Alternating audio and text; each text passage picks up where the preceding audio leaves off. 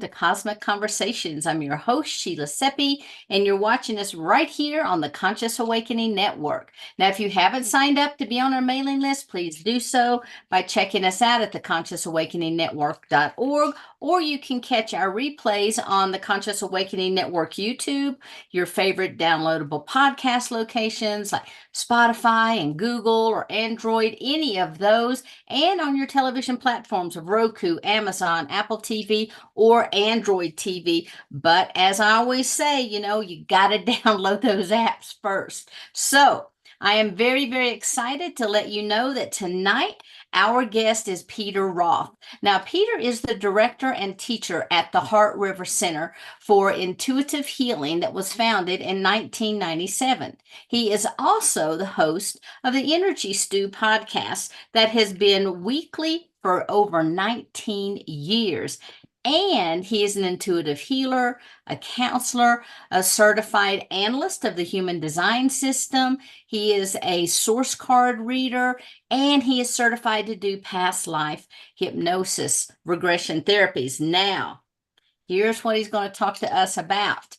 Visitations that are mostly from inner earth people and intelligence and light beings from other place.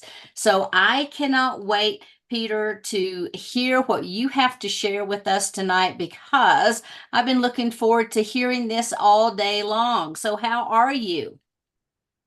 Well, I'm great. But I expect to be greater after I actually visit Inner Earth at some point. Woohoo! Because I've asked why they've chosen some brittle old man to do work with them. And they said, well, when I get down there, they'll restore me in quite a Wow. number of ways. So I'll be better off. Yeah, that was my first question. I was going to ask you how in the world you ended up encountering these inner earth people. I'm just going to step off and turn this over to you and let you begin to share your story. But I also would like for you to kind of let us know a little bit of history about Peter and how he got to be where he is today. Right. And step in anytime you feel like it. Sure. I'm happy with your questions and input. So it all started actually when I was born and died. I had to be revived at birth, and I'm sure I had an NDE at that point because a lot of infants do if they have to be revived, and there was some research on that and a book written about it, about adults who had died when they were babies and had NDEs, and how different they all are in life than other people. So without remembering the NDE, it's just that once you've been to the other side, it's hard to come back again and live normally. So that's where it all started. And I was basically living a fairly normal life until my father died when I was 17, sudden death. And right away, I decided I needed to check out where he went and what was next, and learned a lot about the other side because I already had a sense of it, and I knew that I would connect with him again. And I have a number of times since, and I've had quite a number of experiences. I can connect with the dead a lot. I'm not really a practicing medium. I'm mostly able to connect with the recent dead, and I can be at funerals, memorials, and connect with them there. Because they're really more on this side than on that side when they're at their own memorials. And so, but this is what's happening now is very different. And I attribute a lot of it to Andara crystal. And Sheila, are you familiar with Andara? No, I was just getting ready to ask. I'm not familiar with Andara, and maybe some of the other people are not as well. Can you share who she is? No, Andara is just a name given Oh, to actually, it's not really crystal, it's glass, Oh, but, yeah, I know but what you're talking it's about now. known as the most powerful crystal on the planet. Mm-hmm. And 25 years ago, I discovered it. And so I ended up with about 25 pounds of it in my apartment in New York. Wow. And it was on a ranch out near Mount Shasta. And the woman whose ranch it was on became a legend for being, the rancher who discovered it through my help. And and so living with it for all these years, I gave a lot of it away in the early years. I have right now about 8 pounds left, but it's very transforming. It really alters consciousness. And I felt it right away 25 years ago when it came in and I saw what was happening to me. And so it raised my consciousness level. And I've been living with that ever since. Now, is Andorra readily available if people are It interested? is. You can go on the internet and Google it, and a lot of people are selling it. The only problem is, since it's glass, anybody could fake it. Mm, So you really have to be able to identify the energy of it. And the energy of it, the reason it's so powerful is the energy of oneness. Whereas normal crystals that grow and have an intelligence have their own intelligence that are specific to particular traits, and you use them for particular reasons. This is purely the oneness of the highest of universal love, the highest consciousness level. And so to be in its presence is transforming at that level. And that's why it's so important. So that's really a lot of what launched me into a lot of my capabilities, my intuitive capabilities, my energy senses and healing abilities, I think came from that. And then there's another aspect to this that has to do with previous lifetimes. My last lifetime was in India. I was a disciple of Sri Ramakrishna. My name was Kamal Gangali. And I love the Indian culture. I'm very attuned to that lifetime. But then I had previous to that, and I don't know in what sequence, um, I had 5 lifetimes in Tibet. And 2 of them were with the Dalai Lama. And in this lifetime, many years ago in New York, I went to see the Dalai Lama give a talk. And I already knew that I had lifetimes with him. And I'm in this big crowd, waiting for the Dalai Lama to kind of show up and get to the platform or the stage. And I was just in the middle of a crowd. And all of a sudden, people started to separate in front of me. And all of a sudden, the Dalai Lama comes right up to me, grabs my hands, holds his forehead forward so we could touch foreheads. And he says, "It's so good to see you again." So that was beautiful. And I've actually had many experiences working with many Rinpoches who have mm. visited me, um, and it's been beautiful. Um, so and they understood my past. So uh, so it's been very interesting. I did take refuge in Tibetan Buddhism at one point, but I didn't practice because I think after all those lifetimes, I've done enough of the 100,000 prostrations, and I don't need to keep doing them. And so I'm not following any religion, and enjoying my independence. And so one of the things that happened, one of the secret teachings of Tibet is Shambhala. And Shambhala is an inner city, a city of inner earth. And when you spend years, as I'm sure I did as a Lama in Tibet, years in a cave, actually I'm being told it was a cavern, but wouldn't call it a cave. For years, I'm sure that I was given the initiation to be able to go to Shambhala. And I think that's one of the reasons why what happened last year happened with Inner Earth, because I think they knew me.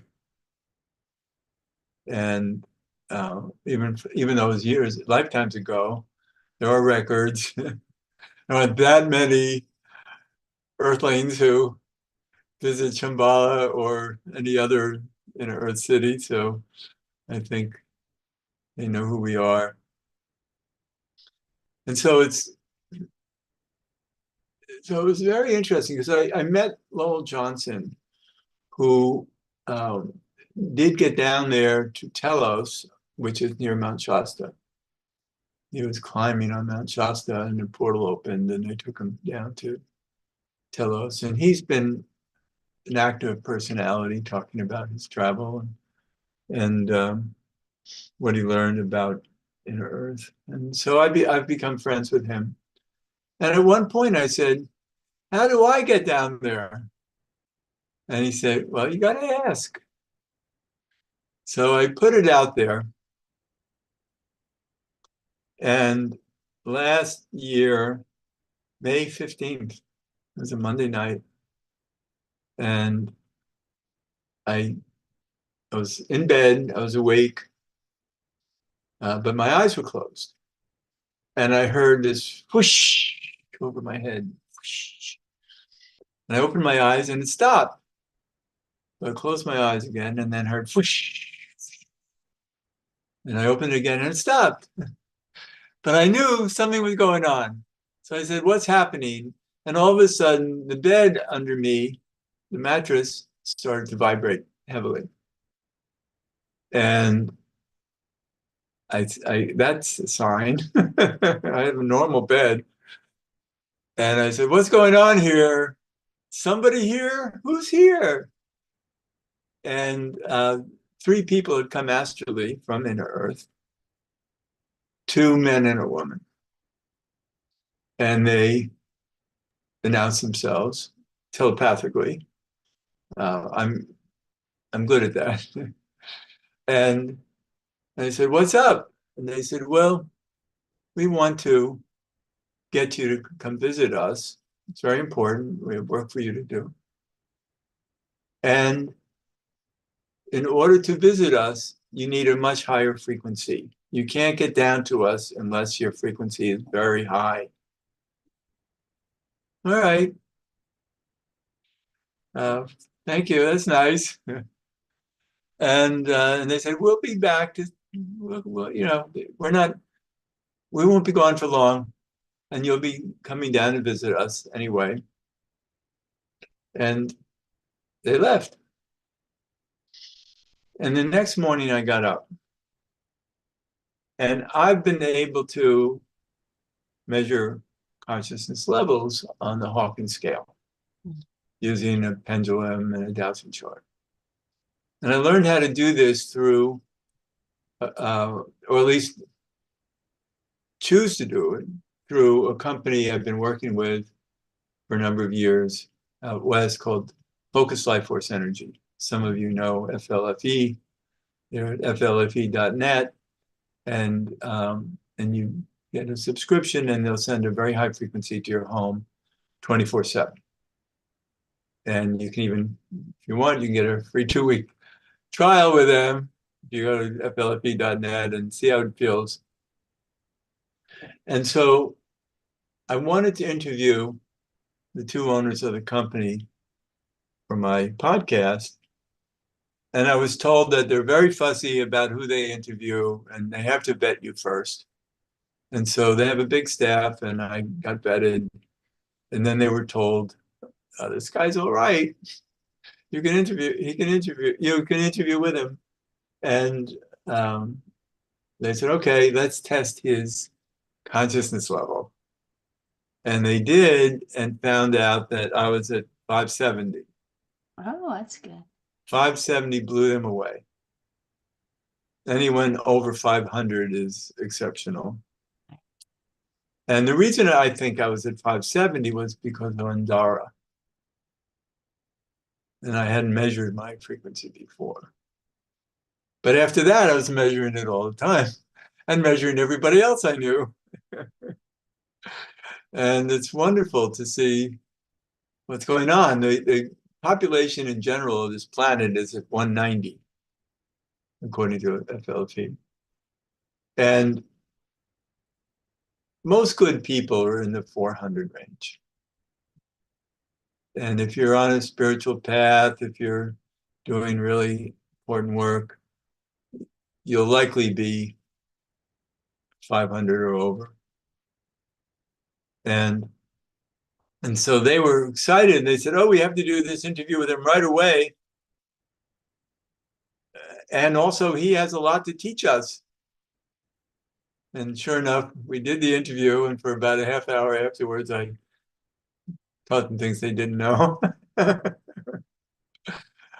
And it was interesting. Not like I thought I was going to do that, but it just came up that there were things I felt that they could learn. And they were very excited about it. And I've interviewed them since. And so, all right, so here I am at 570. And I had the first visitation from Inner Earth. And I got up the next morning and I measured my level at 630. So right away, it zoomed up. Later that day, it was at 680. The following day, it was in the 700s. The following day, it was in the 800s. The following day, it was in the 900s. And it's been in the 900s ever since. And that was over a year ago. And so, what does that mean? Of course, you can notice I'm levitating, or I walk through walls. So what does high consciousness do for you? Consciousness is all about love. It's all about universal love. That's why people at lower consciousness are in such distress. And the higher you get, the more you're in oneness, the more you're, well, I don't like to use the word oneness so much, because oneness also amounts to noneness. So there have been times where you can feel like noneness, of course, but I think what it is that I'm just so much more discerning about what feels like a loving environment or not. It feels like a loving life or not, and careful about it. Careful about. Well, I've always been careful about food and drink, and drinking. Now, because of FLFE, my water is at 850, and that's wonderful to have available. It's well filtered, of course. So, all right. So here I am having a visit. Then there were a couple of nights over the next few weeks, I guess, that they visited again. Not the same group and not in the same number, not three. And I think it was one time a woman, one time a man, and they said they had come to just fine-tune my energies. And that's great. And also at FLFE, other people have tested my frequency, so it's not just me saying it. And FLFE has been teaching me how to have particular nutrients to work at a high frequency. And so that helps. And then, so that was up to the third visit. Then came the fourth visit. And a guy shows up. And every time they come, the bed vibrates first so that I know someone's in the room. Doesn't vibrate for more than a minute or so. And this guy is there and he says, we want you to know what this is about, that we've embedded you with signals that you're going to be using to help the planet, to help humanity, along with 4 other people on the planet. One person is in Machu Picchu, another is in Chile, another is in Antarctica, and the other is in New Zealand. And I asked if I knew any of them, and I was told that yes, one of them is Judy Satori. And many of you know who Judy is. And Judy and I are friends. And actually, about a month ago, she was in New York and we had lunch. And she's very excited about this. She loves Inner Earth and so glad to be among the chosen. And so I have these signals in me. And they said I have to come visit them in order to learn how to use it. All right. And then all of a sudden, I was put in an altered state of consciousness.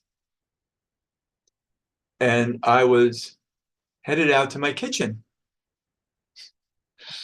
I mean, I had no idea. I wasn't intending to go there, but I found myself going there. And the kitchen, there's a hallway, and the kitchen is there's a doorway, and then the kitchen is to the left.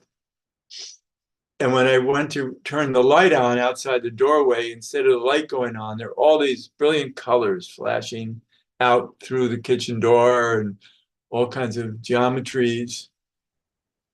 And then I was told to stand in front of the door. And there's a window in the back that's usually curtained over because I'm on the ground floor in this back alley. But it was clear, there was no curtain there. And behind the window were brilliant lights and geometries flashing. It was amazing. And I stood watching them for a while.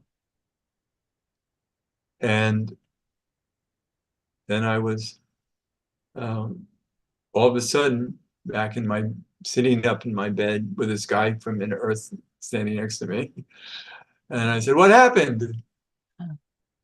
And he said, well, while I was looking out the window, I was receiving these pods of information that are also in me now. And I said, oh, that's great. Oh, okay. And then he left. Then So I had I enough. just have a quick question. When Sure. you are in the presence of these beings, do you feel a different energetic shift in the room? Is there anything physical that you Well, experience? we'll get on to that also, Okay. but there is a different sense of consciousness with them there, because the nights that they don't come, which are many, many, and I'm kind of thinking, they're going to be here, but I'm in a state that doesn't have that feeling to it, Yeah. and so it's hard to, it's interesting because at this point now I've had 49 visitations, and Wow. 2 of them were actually upstate, so it wasn't only in my own bedroom. And they always come to the bedroom because they always vibrate the bed first. Although one time I was asleep, because usually I'm up still, or I have woken up in the middle of the night, and I like to sleep in a reclining position, so I'm kind of up and looking around. And also I'll be telling you about other visitations that I get that or from another universe. So, uh, so the sixth visit, because the fifth visit was again another kind of just somebody coming and just tuning me up. And the sixth visit, this guy comes and I say, well, what are you here for? And he says, you'll see. And then he leaves, and all of a sudden, one of these um, pods in my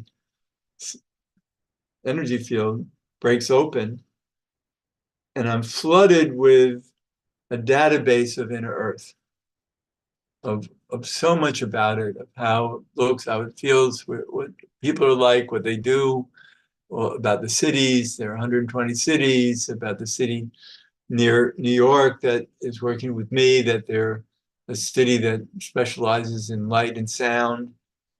And and that's why they are working with me, because a lot of this has to do with that. And so I knew so much of, and they said that the reason they did this was so that when I visit them, I don't have to be a tourist and waste a lot of time exploring when I already know what I'm exploring. So, because when I get there, there's work to do. And so it's kind of interesting to know that. Um, I'm very, well, what happened then,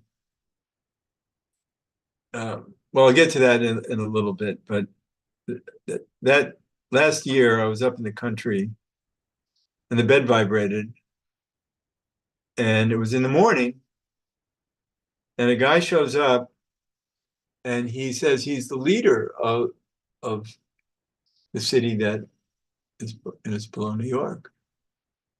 And his name is Lar, and he's also known as Lightning with an E-N-I-N-G. Although I don't think they speak English down there, but that's how he telepathically explained it to me. And he was explaining what's going to happen in the future when the energy on the earth rises enough that inner earth people can come visit us. And they're not going to be up here for long. They're not coming to be new leaders. They're not coming to be idols. They're coming just to show what it feels like to be in love and joy and communicate and experience life from that level. And so they're here to kind of be seen just as an example of high consciousness, of their high consciousness, because their world is beautiful. And these people are 8 feet tall. They're beautiful looking, at least for this city and for Telos. There are a number of cities that have this particular race of beings. There are 120 cities, so there are other cities that have all kinds of beings. But it's all positive. It's all high frequency. You can't get into inner Earth without high frequency. So the Now, whole place is at do you peace. know what other type of beings are there? Some are of other, species, um, but they all get along. And it's all you have to. It's not an environment where you can come up with dark energy, because at high consciousness there is no such thing. And I've asked them, part of the database I got was, do you have competition? Do you have win and lose? And they said, not really. We do have contests, but it's not quite like pro football. And it's mostly individuals. We're all trying to, expand, explore our abilities. And so we have contests of our growth and how we work on ourselves. And also there are contests with how we take care of the vegetation and the animal life and the waters and all that kind of stuff. So they're very busy, and yet it's not the contrast that we have up here. So then, oh, and he also said that their visit is going to be very short, and they'll be in a number of different places around the earth on the surface, so they can be seen and appreciated, but briefly. But those of us who are telepathic we become the communicators for them, because they only will speak telepathically. And those of us who can speak with them then can pass on a lot of messages about what they want and how we can guide ourselves without them being seen as leaders. Because they said, this is a human experience up here, and it's our job, not theirs. And they're glad to help us and be role models, but not to be gods that we worship and then feel less than. So that was wonderful to have his visit. I had another morning up there that I had a visit, and it was from a guy from Inner Earth. And I said, what are you here for? And he said, I'm here to do healing. I'm trying to remember I'm blocking the name of the sphere of the tree of life that's at the feet. But I'm here to energize that sphere at your feet. And I didn't understand that, but I had been having trouble with my legs, and I'd been walking, and I've been a lifelong runner, and I haven't been able to run in a while, quite a while. And that morning after he visited, I went out to start my walk, and all of a sudden I found myself running. So that visit from Inner Earth, it's very helpful. Then I became friends with a woman who channels the Judah channel. Some of you might know who Angie Hipple is. She's quite well known and has a big following, worldwide following. She's a wonderful person. And the Judah, I call them the group, have a lot to say. And they're always, I get daily emails from them and uplifting. But she and I became friends. And one day we exchanged sessions. I did a healing session, an intuitive session for her. And then she returned with a Judah channeling for me. So she started channeling the Judah group, and all of a sudden they got interrupted. It's like, what's going on here? And it was a guy from Inner Earth.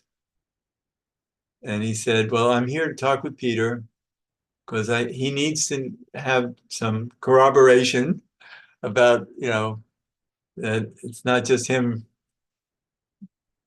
having this channeled into him. It's coming through Angie.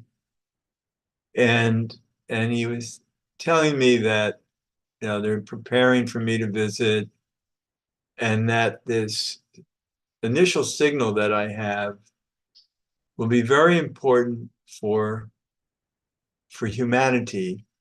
It's actually a signal of protection for light workers. That's the first signal. I think that the succeeding signals will be broader than that, but it'll be, for over 1 million people.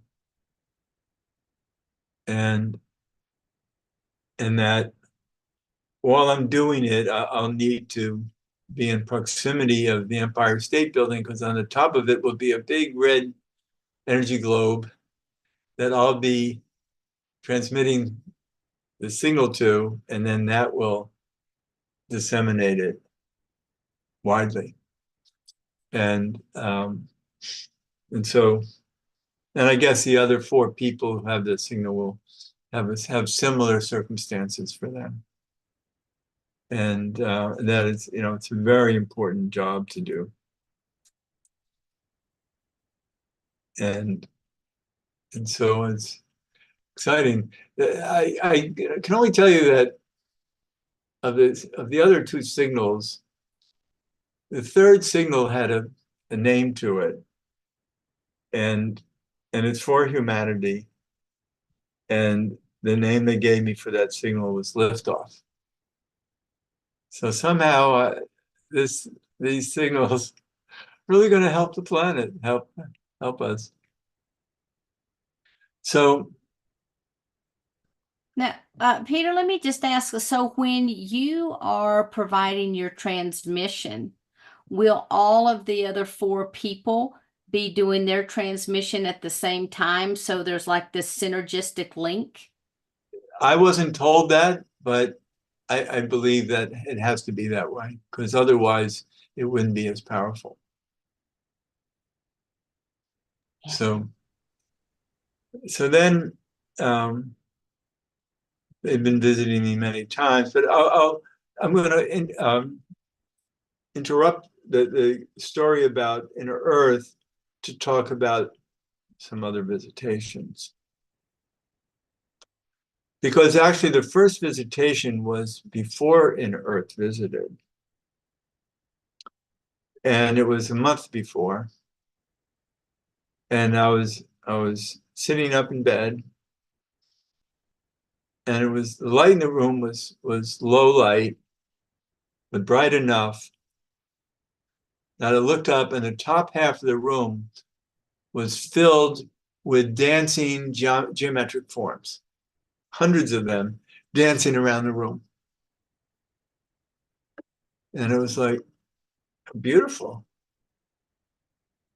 And I said, "Who are you? What are you about?" And they said, "We are intelligences from another universe."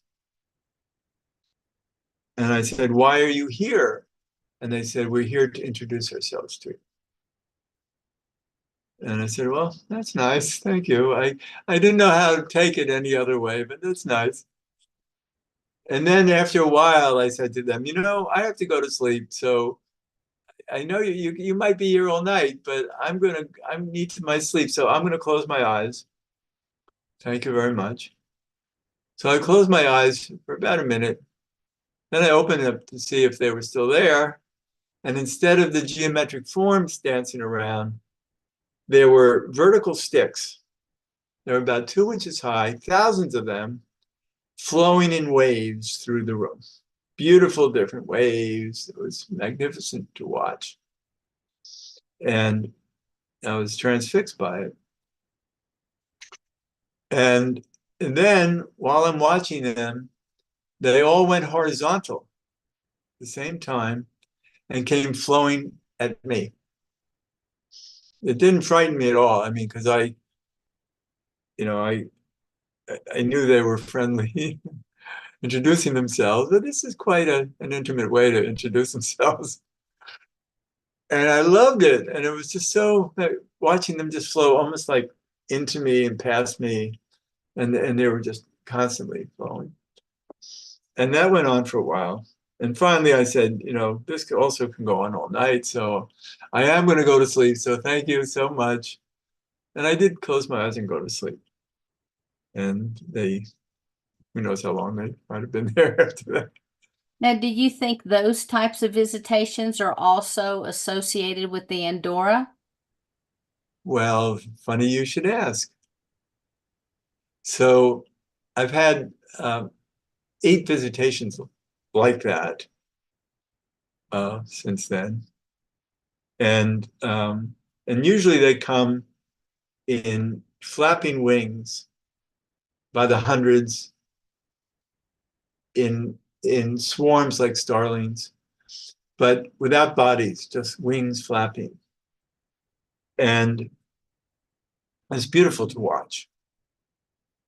And I asked them at one point, one of the visits, why did you choose me? You know? And also, by the way, and I'll tell you that they gave me some information because it came twice verbally. But these are holograms. They come holographically. So what I'm seeing are holograms. And um, and I'll tell you what, more about the verbal thing, but I did ask them, why me? And they said, because of my tone. And I said, oh yeah, my consciousness is very high. No wonder you've come for that. And they said, no, we're not here for that. We're here because of Andara. So Sheila, you're right. They chose me because of Andara. And then when they've come verbally, they've told me that um, their universe is a sound verse, and they specialize in central suns in their sound verse, and they're experts at um, central suns, and that they are coming here sometime next year to help our central sun, to help manage the environment, atmosphere, temperatures, etc., of our planet. And so it's nice to know. How many people know that? It's quite interesting. And then they also told me that there are intergalactic intelligences.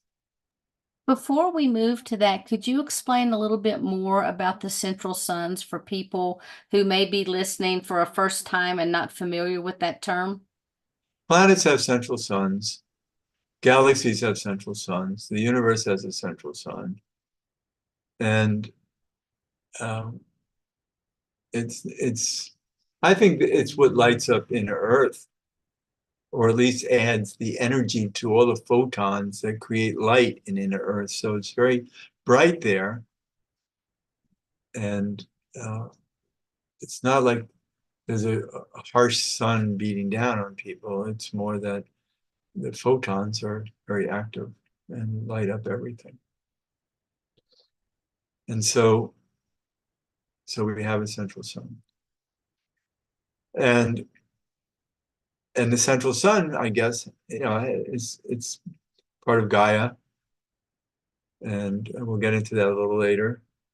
Gaia is a very important person.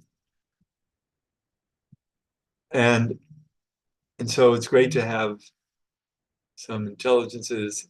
Oh, by the way, they don't want me to call them intelligences. They want me to call them intelligence. But it's like intelligence from another universe sounds great, but there's so many of them. They come in swarms. That's why I say. But as they probably are really one intelligence together as a swarm or as swarms. So it's kind of interesting to have these experiences. So they told me about intergalactic intelligences that actually go around to different galaxies and help stars that are asking for help. And that our sun is going to need some help, and they will be helping it. So it's nice to know that our sun will have help as needed. So, well, I can only tell you this is what I'm being told. I'm not a scientist. I'm not an expert. I'm not trying to get any information. I just am available and they speak. And so that's how that works. So so, it's fascinating how how busy they are. Um, I mean, it's been over a year now, and I've only had 49 visits from Inner Earth, and only about, well, 8 plus other. I'll tell you about other kind of visitation from them, from this other universe that I wasn't aware of until the other night, when they made it clear to me that they had been visiting me, and I didn't understand how to interpret it. Because what it is that I don't know how many of you can sit with your eyes closed, and all of a sudden it looks like it's in your eyelids. It looks like it's something biological happening in your system, of all kinds of little light bodies running around. Um, there are maybe thousands of them, and they're very busy. And there are hubs, and they're very busy running around, and then very often they will enter one of the hubs that's packed with them. There's nothing else that I can see in the hub other than a pack of them. And then they come out and go to another hub, and um, and then I've seen them at night, again lying in bed or sitting up in bed and looking up. And sometimes I'm asleep, and when I wake up at night to either have an awake moment or go to the bathroom or whatever, and I'll look up, and if the room is dark, they come as light, and my eyes are open, because I'm thinking, oh, is this my eyelids? Am I seeing through my eyelids? And I'm checking, my eyes open? And yes, they're open. And I'm looking up and I'm seeing the same thing. All these light beams, very bright, it's like photons running around, scampering around all over the place, and scampering into these hubs, in and out. And it's beautiful to watch. And I didn't know what that was, because I had thought it was optical. I had thought it was something that my eyes were seeing, something biological in my system. But here it is, actually outside of my body, that I'm watching. And I can remember seeing that a number of times and just not thinking twice about it, other than this must be some optical illusion or something, and it's something biological that my eyes are seeing in my retinas or something like that. But this was very clear that this was a holographic image. And then I got that this holographic image is what will be embedded in the consciousness of our society in the future as the way we live, as communities without a central government, but all as, these satellite communities of hubs. And we're all scampering around, visiting and moving around. And there's such freedom to that. And so it's really the freedom of living that way. And then if people in higher consciousness if they have this embedded into their consciousness, this is how we'll feel natural to live. Does that make sense? So that was just recent to have that realization. So, so there are so many, a lot of times Inner Earth has come to me to do healing work, energy work. And I've said, why don't you do more of it? I mean, why don't you really make me super healthy? Because I'm elderly now, and I even when I spoke with the guy from Inner Earth from through the Judah group, and I said, why do they want a decrepit old man to do this work for them? My body is old and limited. My legs don't work that well. I have sore shoulders. I've had a heart condition. What do they want me for? I'm in my 80s. I'm turning 82 in the fall. What do they want me for? And the guy said, well, when you visit us, we'll do a lot of restoration. And so you'll be much stronger and healthier to work with us in the future. So I can't wait to get there. So it's interesting to be, of this age and feeling limited, physically limited. I mean, I do get around. Yesterday, I went out in the heat and walked 13,000 steps. So not at once, but throughout the whole day and evening. But so I'm not that limited, but I used to be a serious runner. I'm one of the founders. I'm the co-founder of the New York Marathon. And I'm also the grandfather of all the disabled runners in the world. Now, that's a heavy statement to make.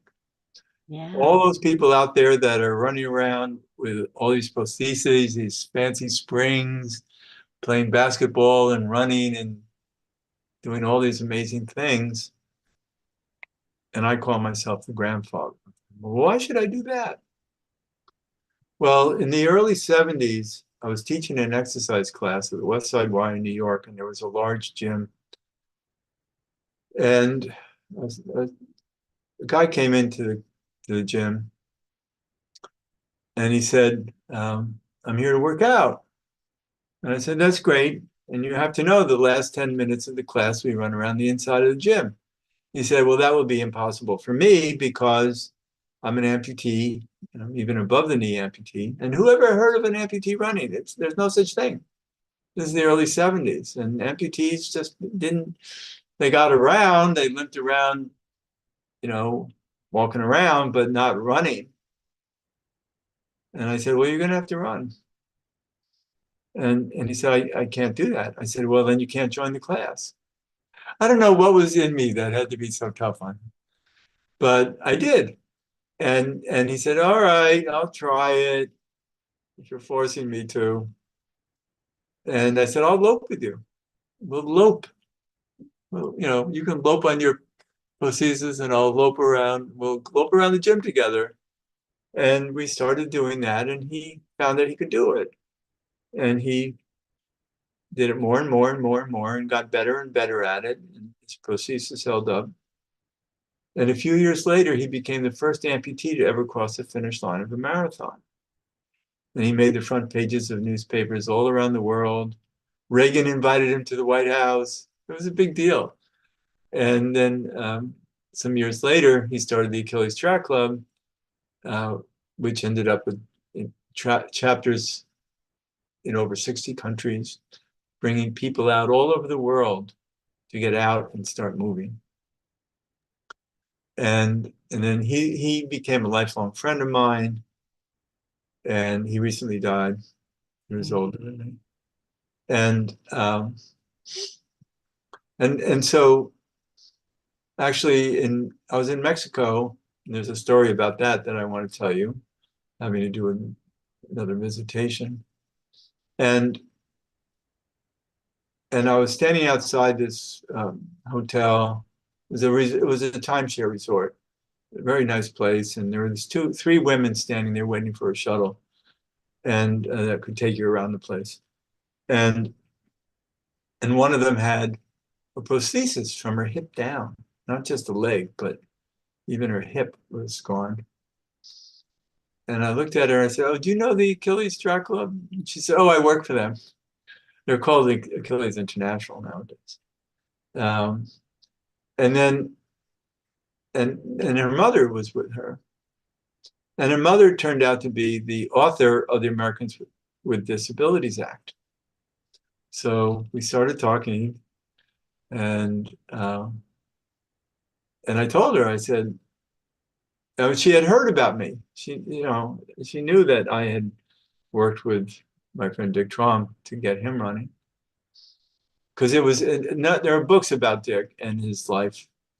And at the beginning of each book, it says, if it wasn't for Peter Roth. So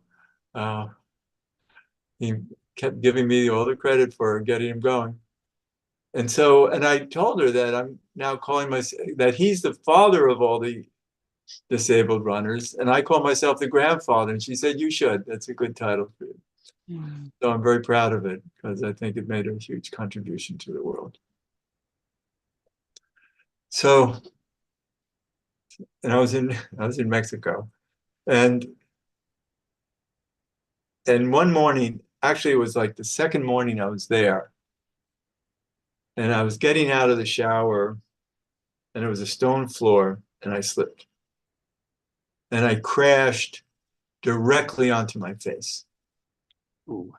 And actually several years before I had done that on the sidewalk in New York. In both cases, it was a little bloody. Well, actually, in Mexico, it was a lot bloody, but there was nothing broken. And so I was able to continue my vacation and just had some bandages on. And 5 days later, getting out of bed in the resort, and a voice says, lie back down and be still. And I've learned to cooperate with instructions from voices talking to me. And so this voice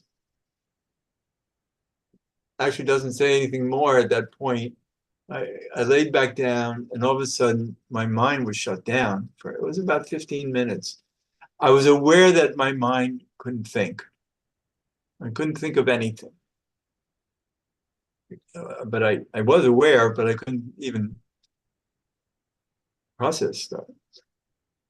So, and then at the end of 15 minutes, the voice said, okay, we're done. And right away, my body went into full convulsions for a couple of minutes. Every muscle was shaking a lot. I mean, it was, and I loved it. Because I didn't think it was going to be forever. I just knew that it was some kind of a conditioning. And then when it was over, I said, okay, who's here? What's up? What are you doing? And they said, we noticed that when you fell on your face, that you opened up some new channels in your third eye.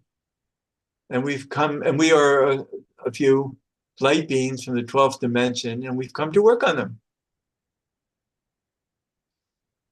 And I said, all right, thank you. And then I said, well, what has this done for me? And they said, well, you are even more Andara now than you were before. Mm. So that's cool.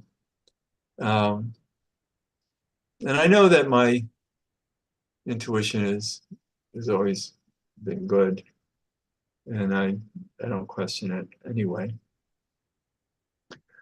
So whatever they did for my third eye was great. I've never really been a complete clairvoyant.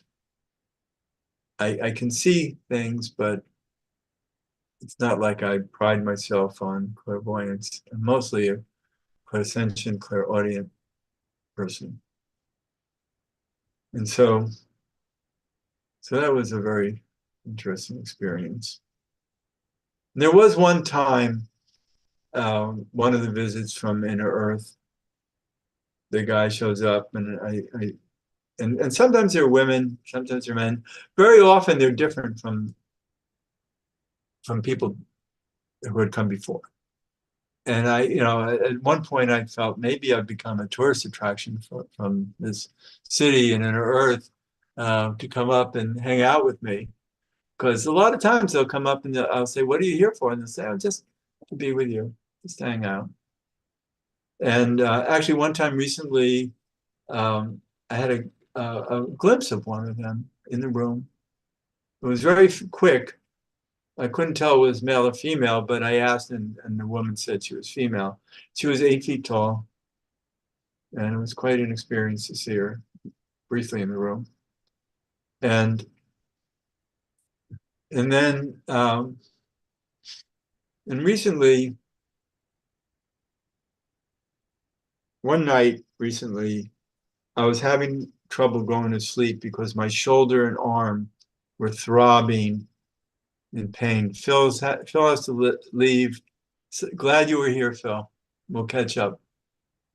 Um, and so I couldn't get to sleep. My arm was just so painful and throbbing. And many of you have had throbbing pains, and you know how hard it is to try to sleep. And a guy shows up from in Earth, the bed vibrated. And I said, "What are you here for?" He said, "To do some healing." I said, "Okay." And within a minute, all the pain in my shoulder and arm were gone. I was totally comfortable the rest of the night. I must say the next day, it got painful again, but at least I got through the night. He was very helpful. Um, Do you ever use the Andorra for healing, or is it just for consciousness? I've never been drawn to use it. I'm always drawn to be with it, be present with it, because it's oneness. Yeah. And what does oneness do for us? It does a lot. So, but it's not about like with normal crystals. They're intelligent, and you speak to them and all of that. And this is just of God. I think that's what I say. It's of God. So I Well, love do it. you have any tricks on helping people be able to differentiate the Andorra from the glass? Because I have a feeling after people watch this, there's going to be a lot of orders placed for Andorra. Yeah, I don't know what to say other than see who you're buying it from, see how authentic they might be, and what they might attest to about it, and if you can believe them. Also, I mean, you can always douse for it Mhm. and see if the dowsing works, and then as long as it shows you when it's not as well as when it is, then at least when it is, it's likely true. So I have another experience to tell you about. This is um, recent. So this guy shows up from inner Earth, and I say, "What's up?" And he says, "You'll see." And all of a sudden, not only does the bed vibrate for a minute, it vibrates for a half an hour, at least a half an hour. I wasn't timing it, but it was a very, very long time. And it was heavy vibrations that actually moved around to different parts of my body, and sometimes were much stronger than other times, but it was constant. And then the problem was that at the same time, there were these snapping noises going on all around the room, constant snapping noises coming from here and there and here and there. And it was distracting and actually disturbing. They're loud and um, disorienting. So I, and they went on the whole time that the bed was vibrating. So I couldn't really enjoy the bed vibrating. And then when it was over, I was kind of exhausted from it. And I said to this guy, so now what? He said, well, I'm just going to hang out with you for a while. I said, well, I'm going to go to sleep now. And if you want to hang out, fine. And that's happened a lot where they say, I'm going to hang out with you and I'll go to sleep. I'll say, how long are you going to hang out? Oh, some hours. Well, that's nice, but I'll be asleep. That's fine. We're just glad to be here with you. So that's kind of cool. And then, so, um, so then the next morning, I got up and I said, so what happened last night? Why was I put through that? And they said it was an empowerment. Mm. And I said, what is it an empowerment for? And they said it was an empowerment for me to better be able to work with Thea. How many people know who Thea is? She's one of the Titans. So I didn't know who Thea was. But recently I interviewed Jude Currivan on my show. Jude is a famous physicist, cosmologist who has written beautiful books, very scientific and very spiritual at the same time. She's brilliant. She's one of the more brilliant people on the planet. And I became friends with her. And so after we did this interview, which is archived on my show, it's only a few weeks ago, a month ago now, maybe. She said, by the way, because she's highly intuitive and she channels, etc. She does everything. Mm. And she said, by the way, you are uh, in this lifetime to work with Thea. And I said, who's Thea? And she said, she's the first daughter of Gaia. So she's really one of the Titans who, right up there with Gaia. And it makes sense because of my interactions with these intelligences from another universe and what they want to do for the planet. And obviously, and with my work with Inner Earth, somehow Thea will be more involved with me in whatever work she needs to do. And I'll do it with her.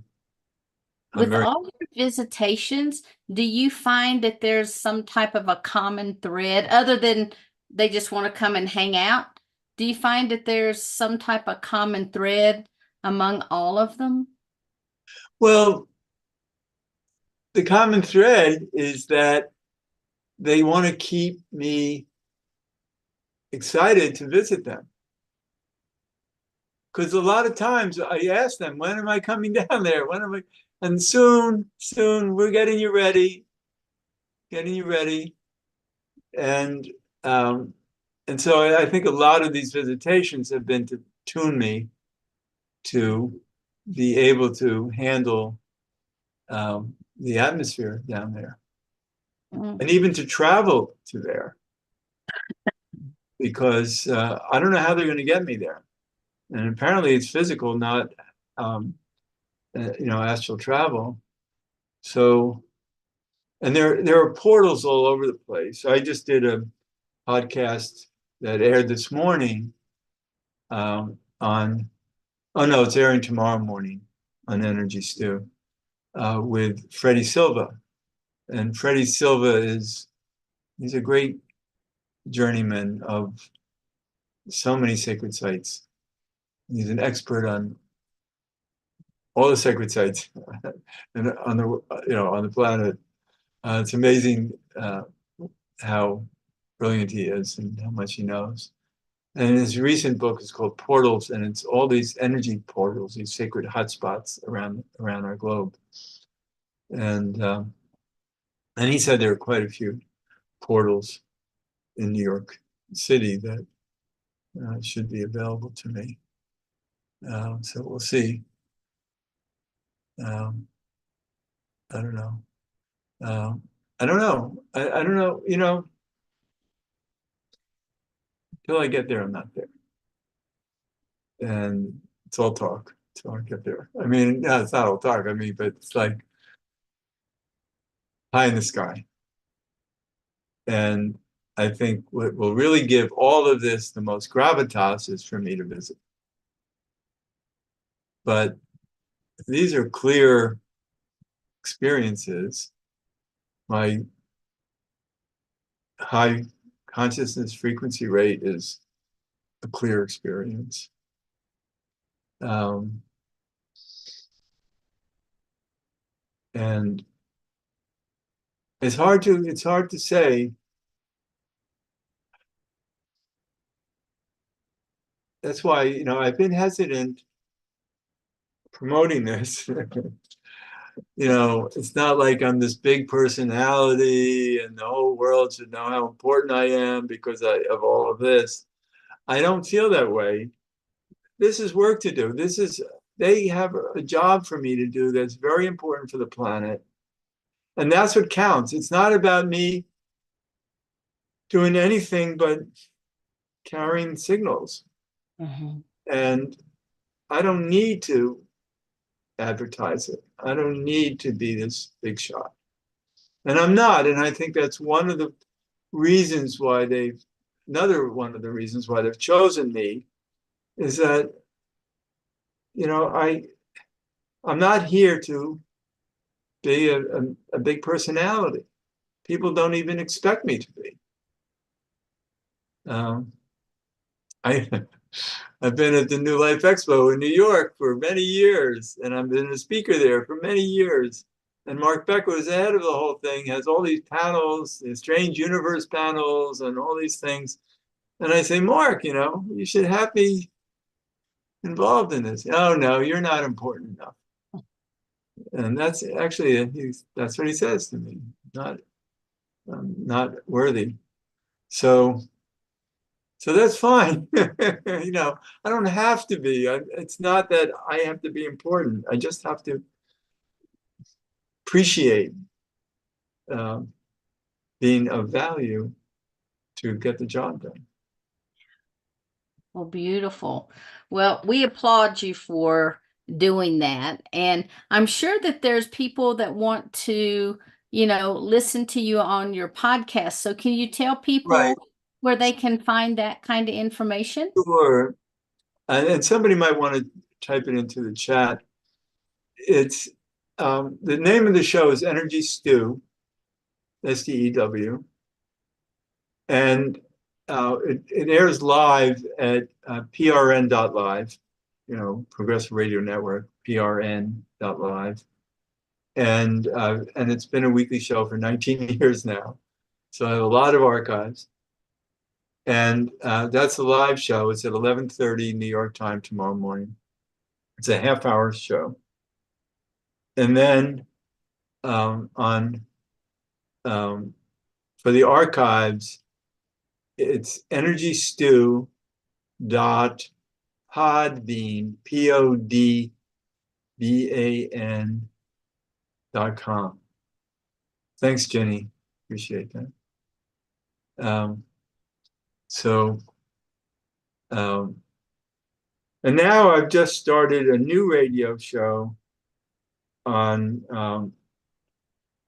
a station called News for the Soul. And I'm doing 1 hour a month. And my show is called The Soul Knows. And I'm very excited about it. And that will air on, I think it's Tuesday night, the 28th. It's the, I think the last Tuesday in the month, every month, something like that. But you can go to the station, I guess, and learn about the show. Oh, here. Yes, Sheila, you can just put it in there. So I don't know. I'm very busy loving my grandchildren. I have to tell you a story about my grandson. You know how grandparents always think grandchildren are special. So this was my grandson who was born last November. His name was Parker. And I know about his past lives. He even had a past lifetime in Inner Earth. He was in Inner Earth. He was known as he was an acclaimed multiverse storyteller. That's what I was told about him. And anyway, so here I am. Parker is 4 days old. And I have him lying on my lap, facing me. And we're really clearly looking at each other, very clear. And somebody asking a question, I didn't have time to really look at him. And so I have him on my lap.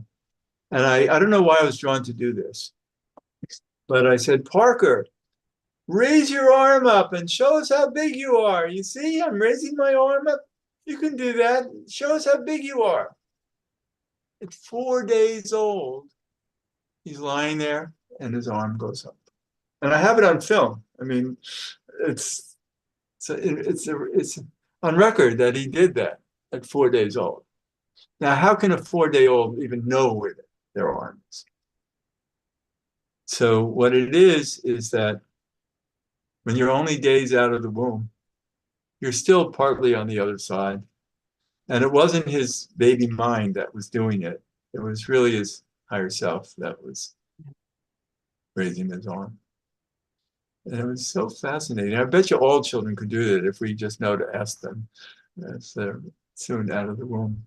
There are so many videos now that it shows babies, smiling when the parents are holding them and they're first born. And then other people are like, oh no, they can't be smiling. They don't have, Oh, he was the smiling. muscle Yeah, he was also. tonation. Oh yeah. Yeah, he was smiling a lot. Yeah, but they also show babies in the womb clapping their hands to music and doing all kinds of advanced consciousness things that they once they're born they lose it pretty quick. So about 2 weeks later, there was no way you could get Parker to raise his arm. Right. Well, now I want to ask you with all of this focus on raising the level of consciousness, what do you see the importance for humanity? Where is that taking us? Well, remember what I said earlier about what consciousness means. It's only about love. It's about universal love. The higher the consciousness, the more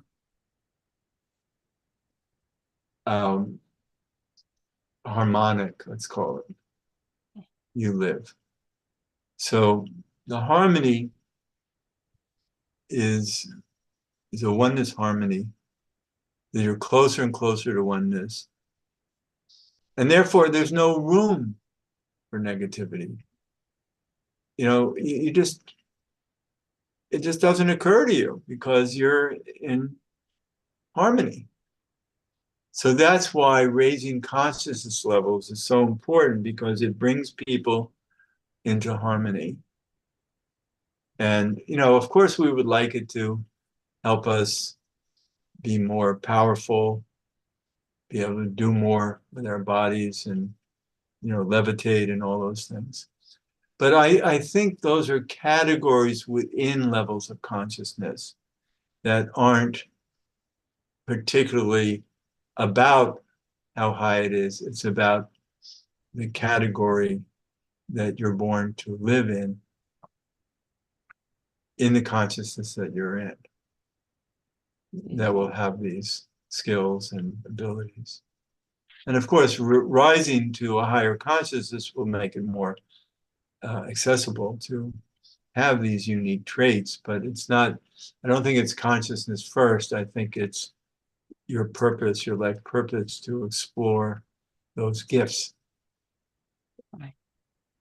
Beautiful. Beautiful. I'd like to go ahead and open up and see if there's anyone that has any questions for you, anything that's been discussed tonight. So if you have a question, go ahead and hit that reactions button, raise your hand, or come off mute. Hey, Stone. Afternoon. Hello, Hi. Peter. Thank you, Hi. Sharon. I am in New Zealand. Um, I have, I'm a lifelong experiencer. I have a lot of contact with a lot of different beings. I was trying to share a video with you, but it's just too big to share through the Zoom rooms. Um, Back about 10, 15 years ago, I got up in the daytime. It was like, because it was winter and we had our bed in the lounge. And I was surrounded by what I called a rainbow of sparkles of entities coming in and zipping, zapping around. And I thought if I could see them, then everybody else could see them. So I grabbed the camera and started videoing. Later on down the track, when technology changed, I was able to slow the video down. And what I found was an orb came through the roof, turned blue, big flash of blue by the table, shot across the room to the curtain, went through the curtain and came out as a little light being. So It was when you all one light beam, but experience being experienced as all of this rainbow light and all of that. So I wanted to, where was I? I wanted you to describe a bit more of some of the light energy, the orbs, because everywhere I go, anybody takes a photo, whether it's daytime, nighttime, whatever, they'll get orbs around me.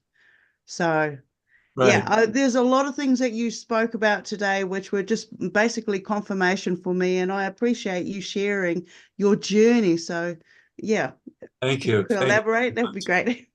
Yeah. Years ago, I helped to develop the light field machine up in Massachusetts, which is a consciousness expansion machine.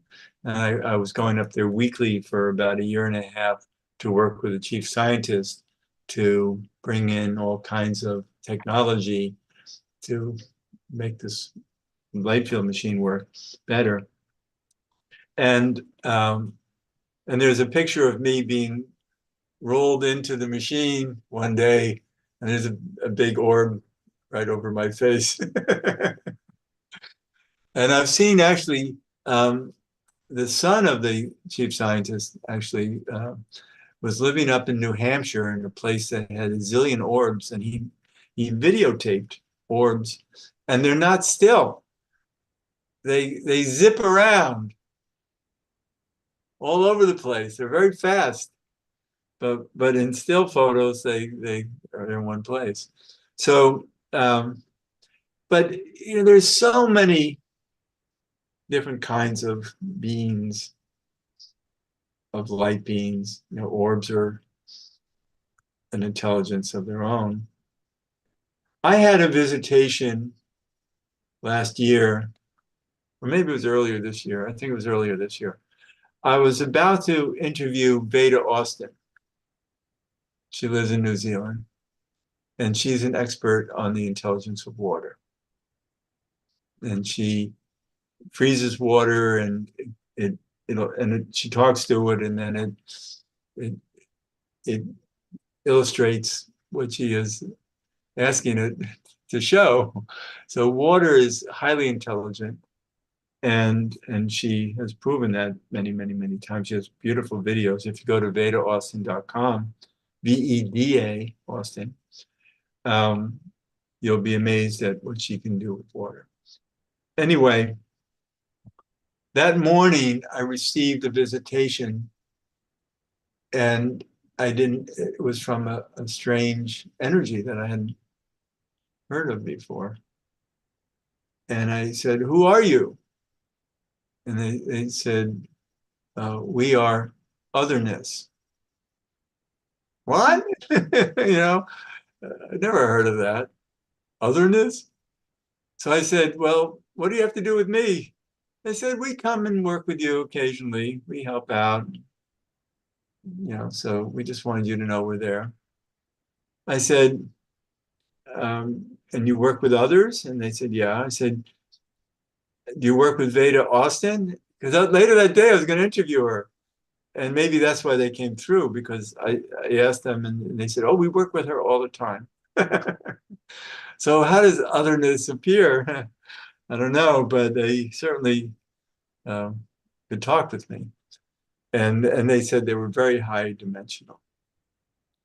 And I've had other visitations from other beings that have said that they're high dimensional, beautiful beings. So we just have to appreciate all the universe has to give us, each individually. You know, we have our own purpose and our own light that we hold that gets enhanced by beings of light who work with us in particular. And you never know. I had light beings from there were like 8 or 9 light beings that showed up from the 8th and 9th dimension. And I said, why are you here? They said, well, we just want you to know that we work with you and that we're available and helped you often. So beautiful. it's fascinating, but you know, it's such a vast, infinite universe of all kinds of amazing energies in all dimensions that we still have so much to be introduced to. So we can't say, you know, I can't put anything in a box and say, oh, you know, your experience should be in this box or that box. There are no boxes. So when I hear from Stone to, you know, hear what you have to talk about, it's beautiful. And just, it's such a blessing to have the experiences you have and be grateful and learn from them. Learn all you can and ask for more. Beautiful. Thank you. Thank you. Okay, so does anyone else have any questions that they would like to ask? By the way, Sheila, was I on speaker view the whole time or on gallery view? Both. It just depends. Right now you're on speaker view. Yeah, I know, but I only saw Oh, myself. no, not on the gallery. No. Yeah, well, while I was talking for the last hour and a half, I basically saw myself in gallery, not in speaker. No, a speaker. Okay, well, I'm glad that I didn't see it because I would have been more self-conscious. Yeah. No, it was speaker. Oh yeah. Thanks, Stone, for showing your photos. There's a couple photos of Stone in the chat with all the orbs. Oh, great. Yeah. Thanks for sharing those. Okay. Anybody have any other questions before we have Susie to give us a song here in just a moment? Oh, good. Yeah. So, Peter, before we do that, do you have any final words that you want to leave people with? Do you have a website where people Oh, can? yeah, thank you, because I'm very bad at promoting myself. So I have classes that are just ending. I do have a class coming up Monday night, 7 o'clock in New York, a healing class where I'll be scanning the energy field of each person in the class and seeing the imbalances and then providing the healing for the imbalances. And so it'll run for about 2.5 hours. And then and anybody can join if you go to heartriver.org, my website. And if you go to Monday night classes, you'll see the opportunity to register there through PayPal, and you can register for the class. It's $25 for a class. And then, and in the fall, on Thursday nights, I teach intuitive development, and it's a 5-week program. It's a webinar, and it's 2 hours every Thursday night for 5 weeks. And I teach a lot of skills. It's mostly about skills to operate intuitively, tap in, and to create what I call dialogues in the universe, to become telepathic, etc. Um, and uh, and I do private sessions with people. Um, so Peter Roth 64 is a good at Gmail is a good way to reach me if you want a private session. I do intuitive counseling, intuitive healing. I do human design readings. I can read source cards, which are the birth card. It's a deck of cards. I don't know how many are familiar with, the cards that we play poker with and, whatever, solitaire. Um, it's those cards actually came before um, tarot cards. And, um, and okay, I'll ask that question. I was just put on the chat next. So for instance, I've been born to play the four of clubs. And it's my birth, it's my birth card. It's based on my birth date. Everybody has a birth card based on your birth date. It's very old system, and it's mathematical, and it's always true. I've done thousands of card readings, and the cards are always accurate as to the nature of your personality and how you're here to live your life. And I'm here to live it as a four of clubs, which means that clubs are the mind and four is four squared. I'm here to try to four square our minds, four square truth, what's real, what's true, and to square it out, to really believe in it and hold on to it as truth. Of course, I'm always open to new truths all the time, but what I believe in, and I'm clear about that. And then my personality card, which is actually based on the card of the ruling planet of my sign, which is Libra, so it's Venus. So my Venus card is a Jack of Spades. So my personality card is a Jack of Spades. And Jack is the Prince of the Kingdom, doesn't have a real job except king in waiting. So the Jack explores and experiments, and that's what Jacks do. And so the Jack and Spades are consciousness. So the Jack of Spades is the Prince of Consciousness. So I've been born to that. And it's not an easy card. It's full of blessings. It has amazing, amazing blessings. And I've had a life that's so blessed. But it also has a lot of betrayals in it. And because we're born to shadows as well as gifts. And every time I meet somebody who's a Jack of Spades, I say, so tell me about betrayals in your life. They go, oh my gosh, that's what my life is all about. So all our cards have shadows, and and they repeat themselves, and they're lessons for us. But actually, our shadows are also our geniuses. So it's worthy to have a shadow that you can work through and get to the genius level of it. So the cards are wonderful, and I love to do card readings. And so Beautiful. but let me see what was asked in that last chat. This is, do you know if there's a relationship between the crystal cities in the sky and the cities of inner earth? No, I'm hearing what I'm being told right now is that the crystal cities in the sky are more interplanetary, and they have more to do with our solar system and our, the energies, the spiritual energies around us. I don't see the relationship. I'm sorry. I wish I was, but I'm being shown that I don't see any connection, really. Sorry. Thank you. Okay, Cindy, you have a quick question? Yeah, it's a very good question. Now that I hear you're reading regular cards, I'm just wondering, do you also read tarot cards? My wife does. I don't know if she was on for most of my talk. I don't know if she's I still saw her.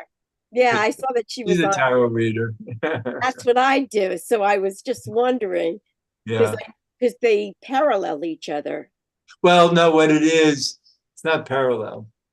It's that these playing cards are the structure of life. And they actually came before tarot.